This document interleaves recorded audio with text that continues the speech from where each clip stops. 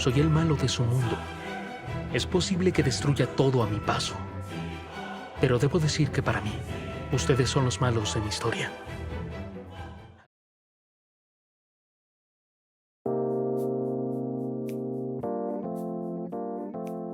En varias ocasiones que hemos visto relatos se nos muestran fórmulas parecidas a lo que significa ser un héroe.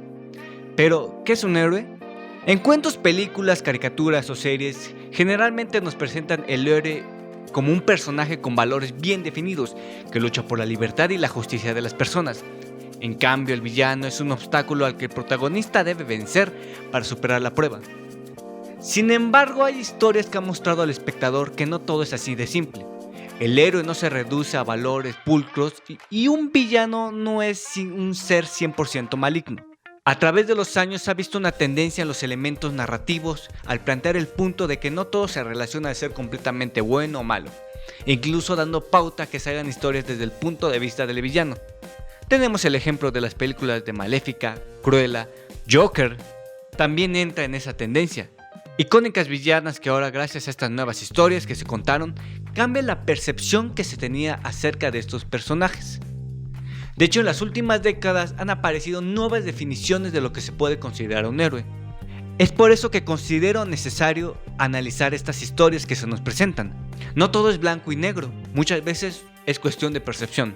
Por eso mismo escogí Shingeki no Kyojin, Attack on Titan, para poder analizar el punto de la relatividad de lo bueno y de lo malo. Contexto. En la última década de la cultura del anime se ha popularizado tanto que ya no pertenece a un fenómeno exclusivo de Japón. Aunque desde el siglo pasado en México ya había varias obras visuales transmitidas por televisión, es hasta los últimos años que se ha visto un incremento de personas en consumir estos productos. Puesto que para algunas personas que quieren encontrar una alternativa con historias poco convencionales, la encuentran en el anime.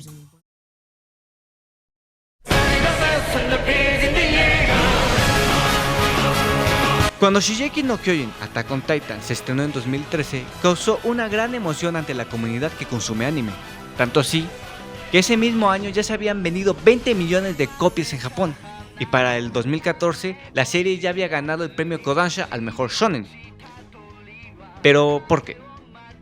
La premisa que se nos da es que son titanes que atacan y comen humanos, pero nadie sabe por qué, por lo que la humanidad se refugia de estas criaturas para sobrevivir. Pero el programa va más allá de eso. En algún punto de la serie te preguntas quién es el enemigo y contra quién se lucha. Ahora vamos con la parte de la audiencia. Desde la conclusión del manga se ha visto en redes sociales que varias personas no concuerdan del todo con las decisiones que ha tomado el protagonista, llamándolo incluso villano.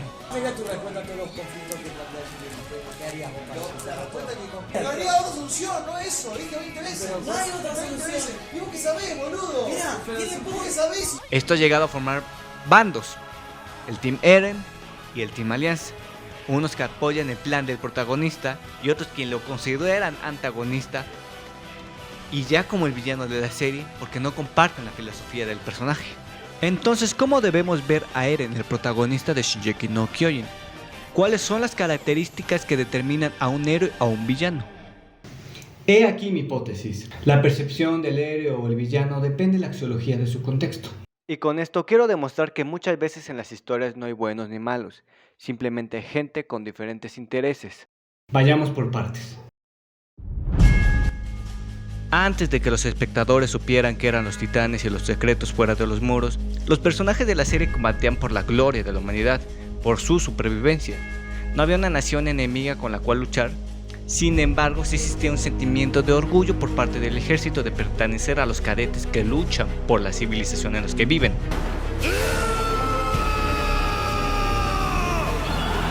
Se nos daban momentos heroicos por parte de estos personajes que enfrentaban a estos grandes monstruos que ven como villanos.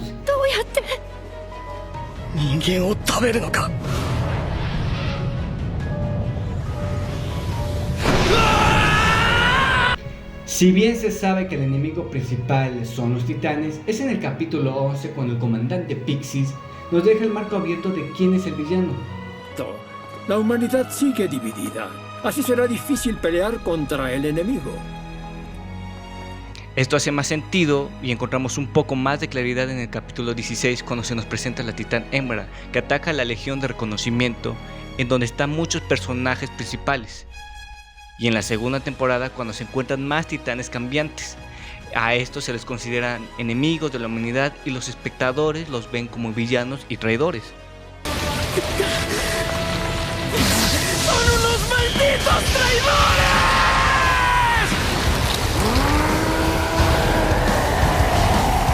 Desde la tercera temporada se crea un conflicto, ya que los enemigos no son únicamente titanes, ahora se lucha contra personas, con diferentes ideales. ¡Claro! Mataré a los necesarios para alcanzar todo lo que quiera. Además, mocoso, tú también matas por beneficio propio, ¿o no? Y es hasta la última temporada donde ya sabemos que hay más allá de los muros. Y ahí se nos revela que los muros están dentro de una isla, la isla Paradise, y que a esa civilización que está dentro de los muros se les conoce como Eldianos.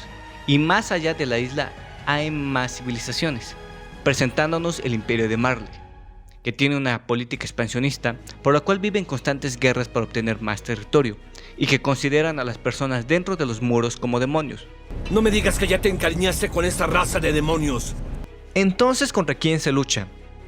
Bien, la serie nos lo explica en el capítulo 23 de la última temporada. Al enfrentarse a los titanes eran el enemigo. Al enfrentarse a otro país, ese país era el enemigo. Mientras se realcen valores distintos, los enemigos no desaparecerán. Por un lado tenemos a Marley. Desde pequeños a la gente que habita esta nación crece con un odio inmenso a los Eldianos, ya que son considerados como hijos de los demonios, la cual su sola existencia es un mal para el mundo, ya que gracias a ellos en el pasado la gente tuvo que aguantar un sinfín de males. Después de su fracaso al conquistar la isla, ven como amenaza esta, ya que ellos poseen la capacidad de destruir su mundo, y esto incrementa su odio, deseando incluso la extinción de esa raza de personas. Si pudiéramos desaparecer a esos abominables demonios de la isla, finalmente los eldianos podríamos vivir todos en paz. Algo curioso es que ahí mismo se encuentran eldianos, pero estas personas son apartadas de las demás viviendo en guetos. Sin embargo, ellos culpan a los habitantes de la isla de su mal, deseando también su desaparición. Es por eso que deciden luchar con Marley. De cierta forma buscan redención, ya que piensan que al eliminar a la gente de la isla serán perdonados. Cadete Falco Grice, juro renunciar a la repugnante sangre de Ymir que trae la maldad a este mundo y consagrar mi vida a Marley, señor. ¿Y ahora qué opinas respecto a heredar uno de los poderes de los 9 titanes? Eso sería un gran honor para un marleano honorario como yo. Además, considero que esa es la mejor forma de demostrar lealtad hacia nuestra querida madre patria. Y ahora tenemos la versión de la isla. Esta es la que el espectador conoce a través de los ojos del protagonista. Que ya vimos lo que sabían antes de enterarse de los titanes. Pero ¿qué pasa cuando saben que hay gente más allá del mar y que esta gente los odia?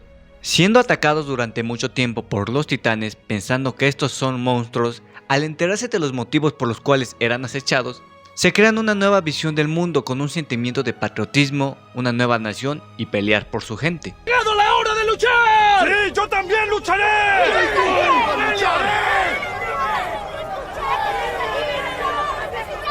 ¡Consagren sus corazones! ¡Consagren sus corazones! ¡Consagren sus corazones! ¡Consagren sus corazones! Y aunque por un momento se quiere establecer un diálogo de paz con el resto del mundo, esto fracasa. Acabar con este malentendido si hablamos con los demás. ¿Malentendido? ¿Y cuál es ese malentendido, Armin? Que la gente crea que somos unos terribles demonios. A los ojos del mundo solo somos monstruos que se vuelven titanes. Eso no es un malentendido, ¿o sí? La mayoría de los marlianos ven con desprecio a los eldianos que viven en los guetos, Optando por amenazar al mundo para protegerse. exactamente. Y para poder conseguir más, nos aseguraremos de que no se metan con nosotros.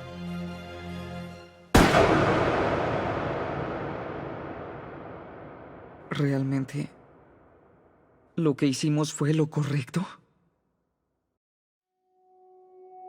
Y a todo esto, ¿qué podemos decir de Eren? ¿Es un héroe que se convirtió en villano, un antihéroe, o solo fue alguien que actuó para proteger a sus seres queridos?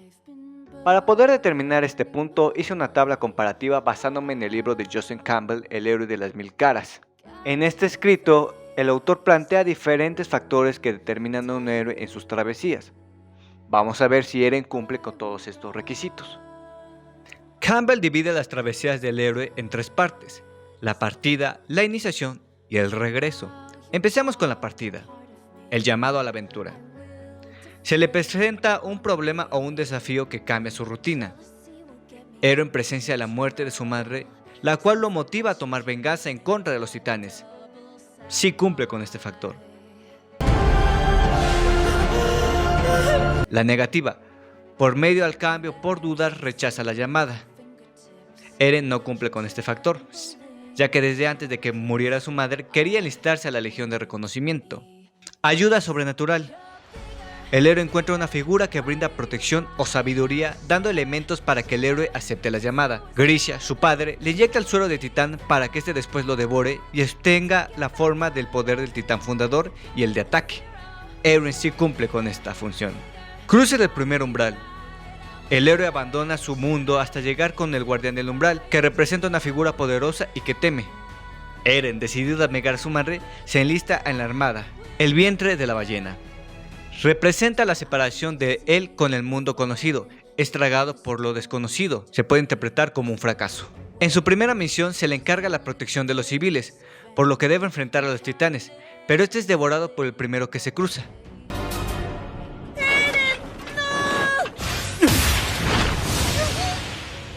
Segunda parte, la iniciación. El camino de las pruebas.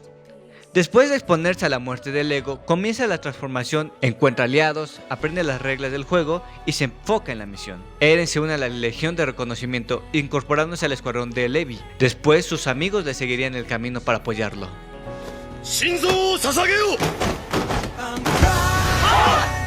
Encuentro con la diosa. Algo, no necesariamente una mujer, lo incita a vencer sus trabas. Es la prueba final de talento. Y vamos con uno de los mejores capítulos de la segunda temporada. Al quedarse sin fuerzas en una batalla y lamentarse por no poder salvar a Hannes, uno de sus tutores, Eren se siente inservible. Pero Mikasa le dice lo contrario, orillándolo a ponerse de pie y activar su nuevo poder, la coordenada.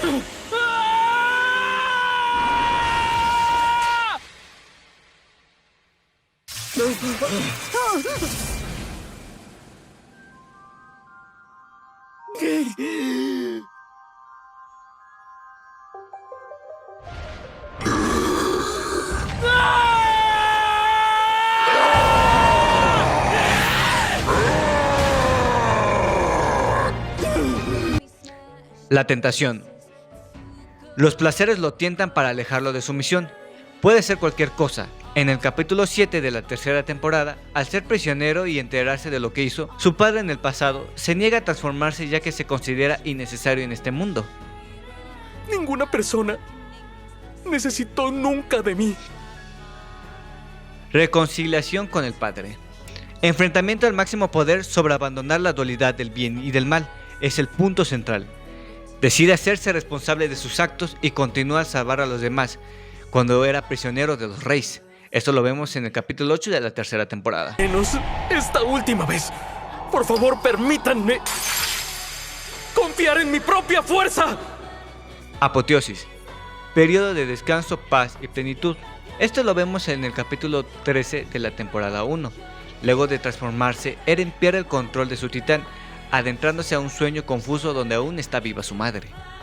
La gracia última. Ya no encuentra obstáculos ni comete errores, confirmándose como héroe. Después de que Armin lo ayudara a despertarse, Eren recuerda su sueño de niño de querer ser libre. Esto lo motiva para topar el agujero de la muralla atroz.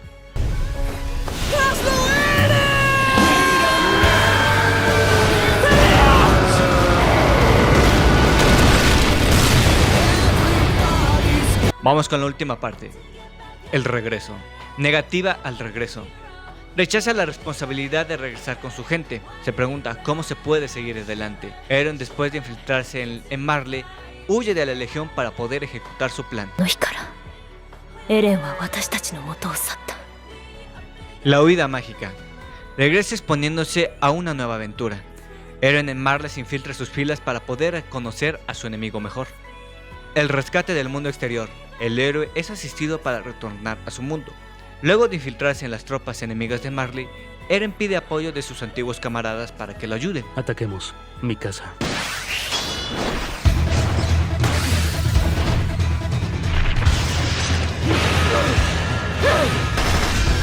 El cruce del umbral de regreso simboliza la conservación de la sabiduría obtenida, aceptando lo pasajero de la vida. En el capítulo 8 de la cuarta temporada, después del ataque que hubo en Marley, los conocimientos de Eren que tiene acerca del otro lado de las murallas se amplían, dando como resultado la filosofía que muestra actualmente en la serie. Si no peleas, nunca ganarás. Pelea. Pelea. Posesión de los dos mundos, logro de un equilibrio entre lo material y lo espiritual. Al principio podríamos creer que sí, pero con lo que vimos en el manga en los últimos capítulos, vemos que Eren no cumple con este factor. La libertad para vivir. El dominio de sí mismo lo libera del dolor a la muerte. En el último capítulo del manga vemos que Eren nunca tuvo este factor, por lo tanto no lo cumple. Si observamos el cuadro, podemos determinar que Eren cumple con la mayoría de los requisitos de lo que hace un héroe según Joseph Campbell en un relato. Estas mismas características las cumplen varios héroes de la gran pantalla de películas, series o anime: Tanjiro, Capitán América, Capitana Marvel, Iron Man, Spider-Man. Sin embargo, ¿por qué Eren, aunque cumple con la mayoría de estos rasgos, no encaja del todo como un héroe? Pues para eso hay que determinar cuál es la filosofía de Eren que lo diferencia de los demás héroes. Eren nunca se consideró libre al estar dentro de las murallas. Desde niño tiene un pequeño raro sentido de justicia. Eren constantemente se cuestiona la realidad de su mundo. Al descubrir que sus enemigos, los titanes, no eran el mayor mal, se lleva una gran decepción, pues ya no son estos monstruos sin sentimientos su amenaza. En el transcurso de la serie vemos cómo muchas personas que son importantes para él terminan muriendo. Él, claro, sufre al estar tan limitado, y cuando al fin obtiene el poder necesario, toma acciones no tan éticas para cumplir su objetivo. Gran parte de los héroes comparten una ética similar, que es la de no matar. Esa ética es la misma que propone Kant. En su libro Crítica de la razón práctica, Kant establece una ética en la que un humano correcto debería comportarse. Actuar como si ese actuar se convirtiera en una ley universal, trata a las personas como un fin y no como un medio, actuar como querer ser un ejemplo para los demás. Poniéndolo en una situación real, es que si entendemos que no está permitido dejar morir a ninguna persona, no debemos dejar morir a nadie bajo ninguna circunstancia. Batman nunca mata a sus villanos, por más crueles que sean. Batman se aferra a su ideal, al igual que Spider-Man, Capitán América, Thor. Y así podría mencionar a todos los héroes de cómics que hemos visto en la pantalla. Eren no es así. Él pone sus intereses encima de los demás, que es proteger a las personas que ama. En palabras del personaje, su filosofía se reduce en: si alguien intenta arrebatarme mi libertad, no dudaré en reclamar la suya. Pero, ¿cómo lo percibe la audiencia? Para responder esta incógnita, se hizo un focus group con 4 personas que ya hayan visto el anime, para que nos dieran sus interpretaciones, y después se hizo su decodificación en el programa Q de Manner Light, en la que mencionaron que uno de los puntos más atractivos es cómo maneja la historia el concepto del bien y el mal. Shingeki te maneja mucho de que cada personaje tiene sus razones, y no porque tome esta decisión o la otra, tiene que ser el villano. Punto de vista no se sabe, o sea, es imposible saber como qué está bien, qué está mal, porque aquí hay muchas cosas como morales. Te presentan como que ambas posturas, ¿no? Primero, pues, los que vivían en la isla de Paradise, no me acuerdo. Buenos ni malos, solamente son intereses y... Tomando en cuenta que en esta misma historia se cuestiona quiénes son los buenos y quiénes son los malos. Todos desde cierto punto hicieron cosas malas, pero al mismo tiempo hicieron cosas buenas para proteger a sus seres queridos. Pues no hay duda, ¿no? Los buenos son los de la isla y los malos son los otros, pero ya viendo pues ambas historias y ambas perspectivas, como que cada quien lucha por sus ideales y por... A raíz de esto, ninguno lo reconoce como héroe, si bien un participante lo consideró, pero a partir de la 4ª temporada empieza a verlo de otra manera por no hacer acciones moralmente correctas. Consideraría como un héroe, es más, creo que entraría un poquito como en la categoría de antihéroe. Todos concordaron que las acciones que tomó Eren al matar a sus enemigos para proteger a sus seres queridos no son justificables. Sin embargo, al ver su historia durante 4 temporadas, pueden entender por qué lo hace. Pero en su defensa, siento que si él no hubiera hecho nada, hubieran matado a toda la gente de Paradise, que también no es algo bueno. Tampoco se justifica del todo. No se justifica, pero sí se entiende el porqué. Pero cuando lo ves desde su punto de vista de lo que ya vio, lo que pensó, lo que pudo ver y tomó esas decisiones, creo que sí es justificable porque tiene una postura mucho más, ¿cómo decirla?, más avanzada que los demás. Este focus group demuestra que en el grupo de personas entrevistadas que vieron la serie concuerdan que no hay buenos ni malos, así como los actos que cometen son determinados por el contexto en que los personajes se encuentran. Y es que es así, en cuestión de valores de personajes todos actúan conforme piensan que es correcto, y el ejemplo lo tenemos en Floch y Armin. Ambos eran compañeros de la Legión de Reconocimiento y uno decide apoyar a Eren porque piensa que es lo mejor para él, y otro, a pesar de que era su amigo, ataca a Eren y va contra él porque no concuerda con la filosofía que está llevando. Por eso es necesario hacer estos análisis de los héroes y de los villanos, de lo bueno y de lo malo.